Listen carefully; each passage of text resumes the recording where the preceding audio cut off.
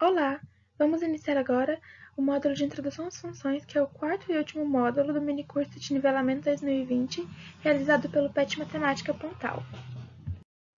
Nesse módulo, veremos dependência entre duas variáveis, aplicação e função, domínio contra domínio e imagem direta e imagem inversa, função injetora, bijetora e sobrejetora e função inversa.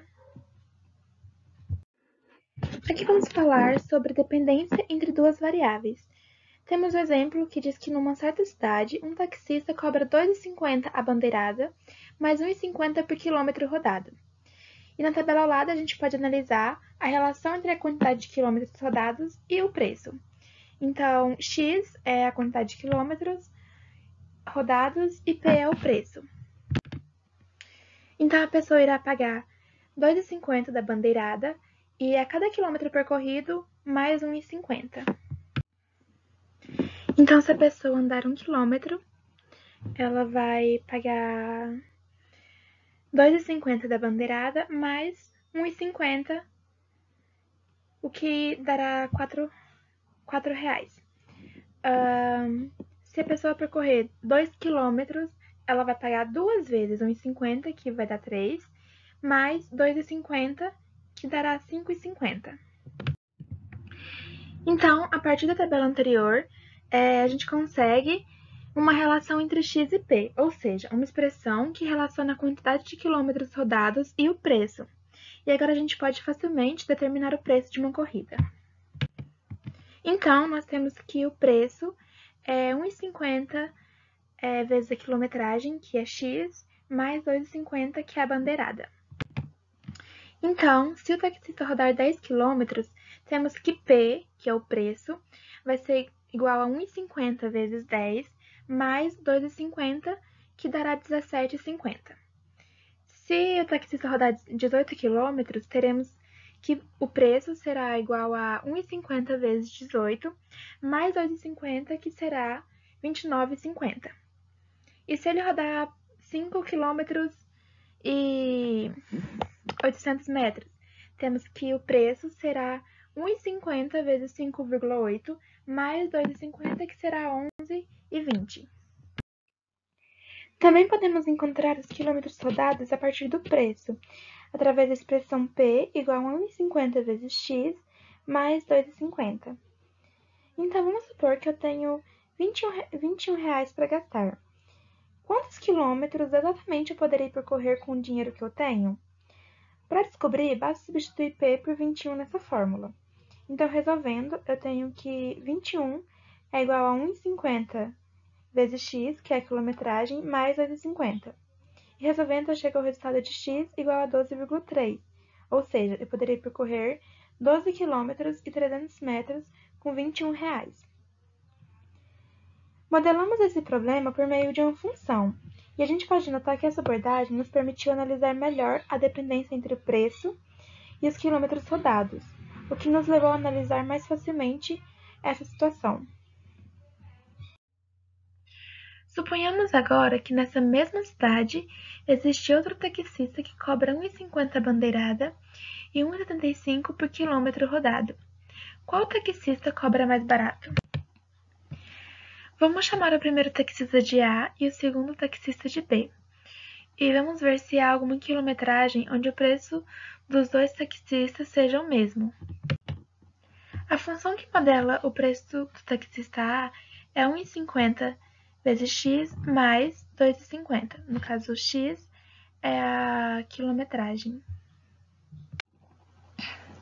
E a função que determina o preço do taxista B é 1,75 vezes a quilometragem mais 1,50, que é a bandeirada.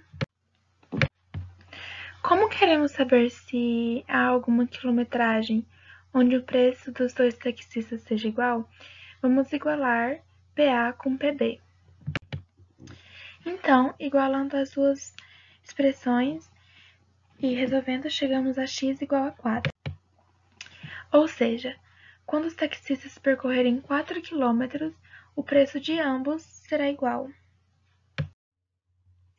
Atribuindo valores para x, que é a quilometragem, conseguimos obter o preço do taxista A e do taxista B, através da função que modela cada um dos preços. Comparando os valores de PA e PB, podemos perceber que para quilometragens abaixo de 4, o taxista B tem a viagem mais barata.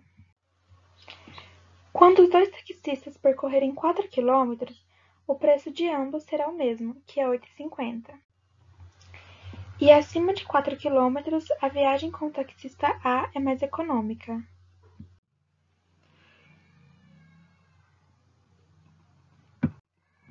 Esse fato pode ser facilmente visualizado no gráfico das duas funções. Como os dois gráficos se tratam de uma função afim, ou seja, uma função do tipo y igual a x mais b, onde a é o coeficiente angular e b é o coeficiente linear, temos que os gráficos de PA e PB se tratam de duas retas. A reta azul representa a função do taxista A e a reta verde do taxista B. Podemos perceber que as duas retas se intersectam quando x é igual a 4, que é onde o preço dos dois taxistas são iguais para a mesma quilometragem. Antes de x igual a 4, a reta azul está sobre a reta verde, o que representa que o preço do taxista A é maior que o preço do taxista B, quando a quilometragem for inferior a 4. Esse fato é invertido quando a quilometragem é superior a 4, ou seja, a partir de x igual a 4, a reta verde, que representa a função de PB, está sobre a reta azul, que representa a função PA, o que significa que o preço do taxista B será maior para viagens acima de 4 quilometragens. Vamos relembrar o que é um produto cartesiano. Dados dois conjuntos A e B não vazios, dizemos que o produto cartesiano de A por B é o conjunto formado por todos os pares ordenados Azinho e Bzinho, com Azinho em A e Bzinho em B. Então, denotamos A cartesiano B pelo conjunto dos pares ordenados Azinho e Bzinho, tal que Azinho pertence a A e Bzinho pertence a B. Vamos relembrar também o que é uma relação binária. Dados dois conjuntos A e B não vazios, dizemos que R é uma relação binária de A em B, ou simplesmente que R é uma relação de A em B, se e somente se R é um subconjunto do produto cartesiano de A por B. Agora vamos falar o que é uma aplicação. Dados dois conjuntos A e B não vazios, uma relação F de A em B recebe o nome de aplicação de A em B se e somente se, para todo x pertencente a A, existe um e apenas um y pertencente a B, tal que xy pertence a F. E toda função é uma relação binária de A em B. Portanto, toda função é um conjunto de pares ordenados. Uma função é uma terma A, B e F, onde A e B são dois conjuntos não vazios e F é uma regra que associa a cada elemento de A um único elemento de B. E aqui está a notação que geralmente a gente usa. É uma função F de A em B, ou seja, cada x pertencente a A, eu consigo determinar um y pertencente a B, que é igual ao meu f de x. Vamos analisar agora dois gráficos para entendermos melhor o que é uma função. O primeiro gráfico representa uma função, pois para cada elemento de A existe um e apenas um elemento de B que está associado a A. Já o segundo gráfico, ele não representa a função, pois para alguns elementos de A existe mais de um elemento em B que está associado a A. Podemos perceber isso traçando retas verticais no gráfico. Se alguma dessas retas intersecta o gráfico em mais de um ponto, temos que esse gráfico não representa uma função. Vamos analisar agora alguns diagramas e verificar quais representam a função de A em B. O primeiro ele não representa uma função, pois o 4, que é um elemento de A, está associado ao 2 e ao menos 2, que são dois elementos de B. E de acordo com a definição de função, todo elemento de A está associado a um único elemento de B. Então, para representar uma função, não pode haver dois elementos de B associados a um único elemento de A. E no segundo diagrama temos que o 0, que faz parte do conjunto A, não está associado a nenhum elemento de B. Portanto, este diagrama não representa uma função. No terceiro diagrama, temos que todos os elementos de A estão associados a um elemento de B, seguindo a definição de função. Portanto, esse diagrama representa sim uma função. E no quarto diagrama, assim como no terceiro, temos que todos os elementos de A está associado a um elemento de B. Portanto, esse diagrama também representa uma função. Chamamos de domínio o conjunto D dos elementos x pertencente a A, para os quais existe y pertencente a B, tal que o paradenado xy pertence a f. Como, pela definição de função, todo elemento de A tem essa propriedade, temos que o domínio é igual ao conjunto de partida. Ou seja, em uma função que vai de A a B, temos que o conjunto D, que é o domínio, é igual ao conjunto A. O contradomínio de uma função é o conjunto de chegada. Ou seja, em uma função que vai de A a B, temos que o contradomínio é igual ao conjunto B. Seja f uma função de A em B. A imagem de f é dada por todos os pontos do contradomínio B que se relacionam com algum ponto do contradomínio A. Portanto, a imagem é um subconjunto do contradomínio, ou seja, a imagem está contida em B. Nesse diagrama, temos que o conjunto A é o domínio, o conjunto B é o contradomínio e os elementos de B que se relacionam com A é a imagem dessa função. Ou seja, a minha imagem é o 1, o 0, o 4 e o 9. Vamos falar agora sobre imagem direta e imagem inversa. Às vezes, é necessário estudarmos o comportamento de uma função apenas em parte do domínio ou do contradomínio. Dessa forma, considerando uma função f de A em B e os conjuntos x e y tais que x está contido em A e y está contido em B, ou seja, x é um subconjunto de A e y é um subconjunto de B. É conveniente a gente definir matematicamente para onde f leva os elementos de x e de onde vieram os elementos que f levou a y. Dada a função f de A em B e sendo x um subconjunto de A, chamamos de imagem direta de x por f e denotamos f de x o seguinte conjunto de B. F de x é igual ao conjunto de fx, tal que x pertence a x. A seguir temos um exemplo. Considere os conjuntos A igual a 1, 2, 3 e 4 e B igual ao conjunto 1, 2, 3, 4 e 5 e a função f de A em B dada pela equação f de x igual a x mais 1.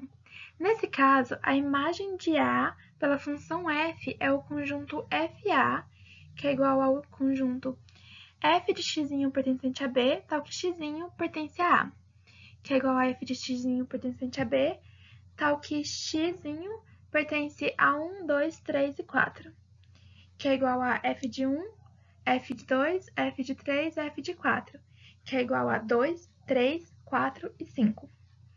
Analogamente, a imagem do conjunto x, que é igual a 1 e 2, contido em A, pela função f é f de x igual a f de x pertencente a B, tal que x pertence a x, que é igual a f de x pertencente a B, tal que x pertence a 1 e 2, que é igual a f de 1 e f de 2, que é igual a 2 e 3.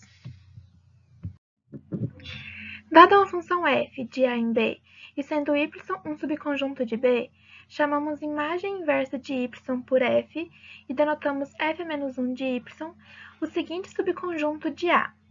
f-1 de y é igual a x pertencente a x, tal que f de x pertence a y. A seguir, temos um exemplo.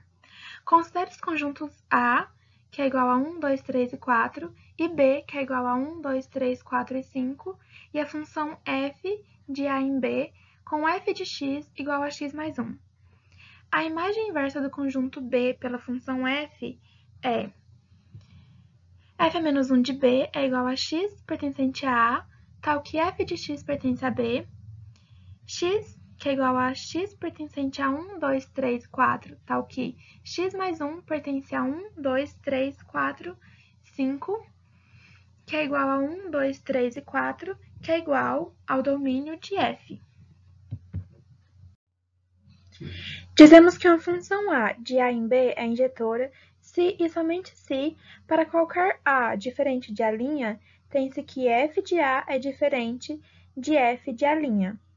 E é equivalente dizer que f é injetora se e somente se, sempre que f de A é igual a f de A', então A é igual a A'. Uma função injetora também pode ser chamada de função injetiva.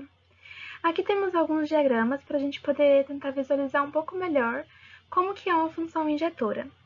No primeiro diagrama, eu tenho que cada elemento de A está levando a um elemento de B, de modo que esses elementos não estejam relacionados a outro elemento de A. O mesmo acontece com o segundo diagrama, ou seja, não tem nenhum elemento em B que seja imagem de mais de um elemento de A. Portanto, esses dois diagramas são uma representação de função injetiva. Já no terceiro diagrama, temos um exemplo de uma função não injetiva, porque tem um elemento de B que é imagem de dois elementos distintos de A. Dizemos que uma função f de A em B é sobrejetora ou sobrejetiva se e somente se a imagem de f é igual a B, ou seja, a imagem é igual ao contradomínio. Temos aqui alguns exemplos de funções para entendermos um pouco melhor a função sobrejetiva. No primeiro diagrama, temos um exemplo de uma função que ela é sobrejetora, porque a imagem de f é igual ao contradomínio, que é o conjunto B. No segundo diagrama, temos outro exemplo de função sobrejetiva, e além da imagem ser igual ao contradomínio, não há nenhum elemento de B que esteja relacionado com dois elementos de A. Portanto, além dessa função ser sobrejetora, ela também é injetora. No terceiro diagrama, temos um exemplo de função que não é sobrejetora, pois há elementos de B sem correspondência com A, logo, a imagem de f é diferente de B. Dizemos que uma função é bijetora quando ela for injetora e sobrejetora, ou seja, uma função bijetora ocorre quando os elementos do domínio se relacionam com elementos distintos do contradomínio, o que caracteriza uma função injetora, e ao mesmo tempo o contradomínio é igual à imagem dessa função, que é uma caracterização da função sobrejetora. Temos aqui alguns diagramas para visualizarmos melhor o que é uma função bijetora. No primeiro diagrama, temos que quaisquer dois elementos distintos de A estão sendo relacionados a dois elementos distintos de B. Portanto, essa é uma função injetora. Temos também que a imagem dessa função é igual ao contradomínio, o que significa que essa é também uma função sobrejetora. Portanto, como ela é injetora e sobrejetora, essa é uma função bijetora. No segundo diagrama, temos o exemplo de uma função que é sobrejetora, pois sua imagem é igual ao conjunto B. Mas ela não é injetora, porque existe elemento de B, que é a imagem de mais de um elemento de A. Logo, essa função não é bijetora. No terceiro exemplo, temos uma função injetiva, porém ela não é sobrejetiva, pois há elementos de B que não possuem correspondência em A, logo ela não é bijetiva. E no quarto diagrama, temos o exemplo de uma função que não é nem injetiva nem sobrejetiva, portanto, se trata de uma função que não é sobrejetora.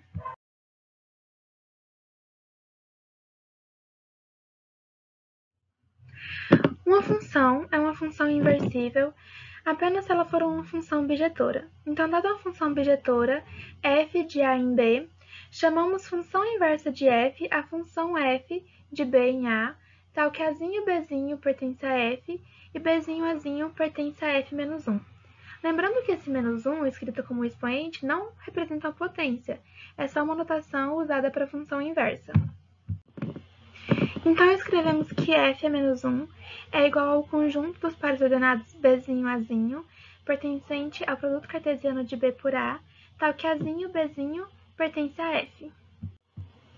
Abaixo temos dois diagramas que representam a função f e a sua inversa. A função f ela está relacionando os elementos de A aos elementos de B.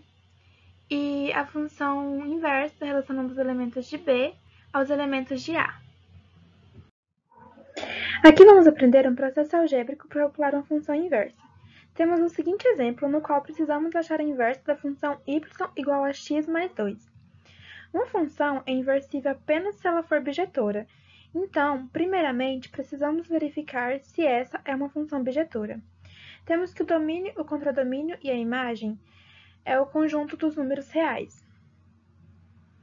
O domínio, que é o conjunto de partida, são os valores de x. O contradomínio, que é o conjunto de chegada, são os valores de y.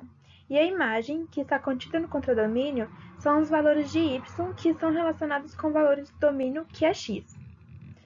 Temos que nenhum elemento do contradomínio, que são os valores de y, é a imagem de dois elementos de x. O que eu quero dizer com isso é que não tem dois x diferentes que levam ao mesmo valor em y. Por isso, essa é uma função injetora. Como a imagem é igual ao contradomínio, temos que essa função se trata de uma função sobrejetora. E como a função é sobrejetora e injetora, se trata de uma função bijetora. Agora, como a gente já verificou que ela se trata de uma função bijetora, a gente pode calcular a inversa dessa função. E, primeiramente, precisamos trocar x por y e y por x. Então, a expressão que antes era y igual a x mais 2 vai ficar x igual a y mais 2. Depois a gente isola o y e vamos ter x menos 2 igual a y. Então, a função y é igual a x menos 2 é a expressão que representa a inversa da função y igual a x mais 2. É isso! Terminamos aqui o módulo de introdução às funções e espero que tenham gostado.